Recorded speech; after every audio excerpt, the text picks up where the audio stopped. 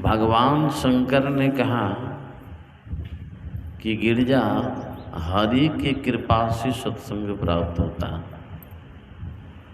गिरजा संत समागम समन, गिरजा संत समागम समन कछुलाव, बिनु हरि कृपान होई सो गावहि वेद पुराण।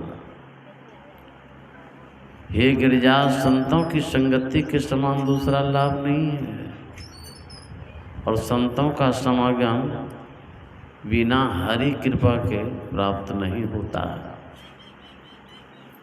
भगवान श्री राम कहते हैं सत्संग भाग से प्राप्त होता है। बड़े भाग पाइए सत्संग, भाग से सत्संग प्राप्त होता है। और दूसरे स्थल पर भगवान श्री राम कहते हैं हे सत्संग पुण्य से प्राप्त होता है। पुण्य पुंज बिनु मिलहि न संता, असत संगति संस्कृति कर अंता।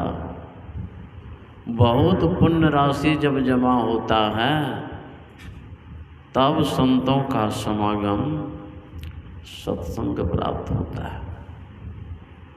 बड़ा दुर्लभ है ये।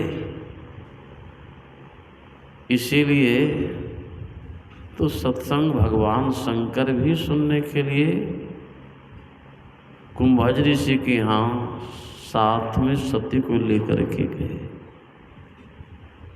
अब भगवान शंकर एकाग्र मन से सत्संग को सुना तो मुनि जी प्रसन्न हो गए और कहा त्रिपुरारी। और सती सत्संग को एकाग्र मन से नहीं सुनी तो जिस सती को पहले जननी कहा ऋषि ने, उसी सती को वही मुनि जी कहते हैं अब दक्ष प्रजापति की बेटी अपने भवन को जा रही है।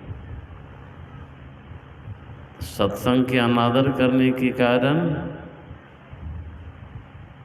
अपमान जनक शब्दों को सुनना पड़ा। केवल सुनना ही नहीं पड़ा, बहुत बहुत घाटा भी। यहाँ तक भगवान श्री राम के लीला प्रसंग को देख करके सती को भ्रम हो गया। अब भगवान शंकर को भ्रम नहीं हुआ। अब भ्रम जब भी होता है तो अज्ञान में होता है, ज्ञान में भ्रम नहीं होता। अब बिना सत्संग के ज्ञान की